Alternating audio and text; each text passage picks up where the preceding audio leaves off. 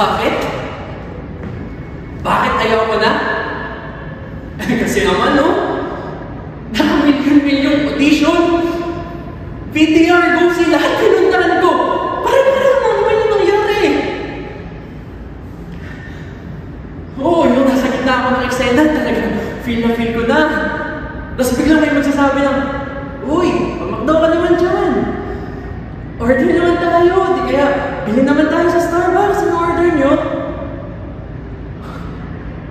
Umiiyak na ako, ha? Umiiyak na ako, tapos biglang may tatawa. O merong magtitext o tatawag.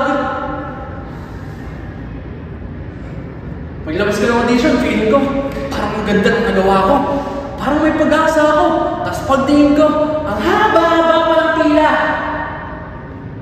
Ang dami na mag-audition, parang pareho lang naman kami lahat. Parang tulad ko lang naman. Parang ako lang na sila.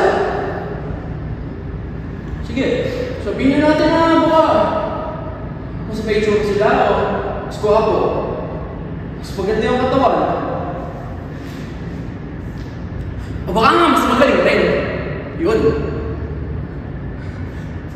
Baka, alam mo yun, baka hindi lang para sa akin to. Baka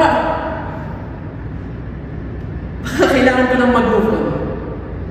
Diba? Baka hindi naman talaga ako magaling eh. Diba? Ikaw yung nagsabi na talagang darating ng panahon kung kailangan umanap na ng ibang pangarap, kailangan gumising na sa katotohanan. Baka ito na nga, baka ito na yung panahon kung gumising at umanap ng ibang gagawin. Oo, kasi umalis na ako ng trabaho ko. Sinubukan ko ito for 10 years. For 10 years, ha? Can you imagine?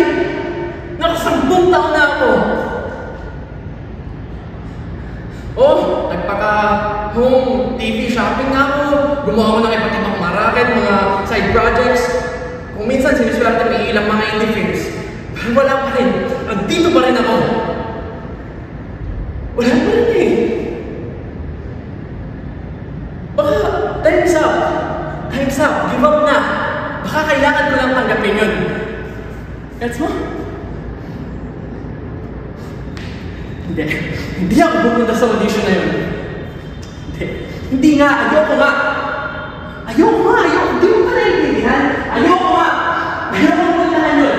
Hindi ako pupunta doon. I don't care if it's a callback or final casting o kahit mismong director gusto akong makita. Ayoko puntahan yun. Hindi ako pupunta.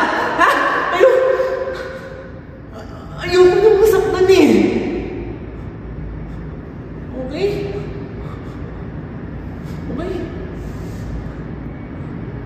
Ayoko nang masaktan. You know what? I'm done.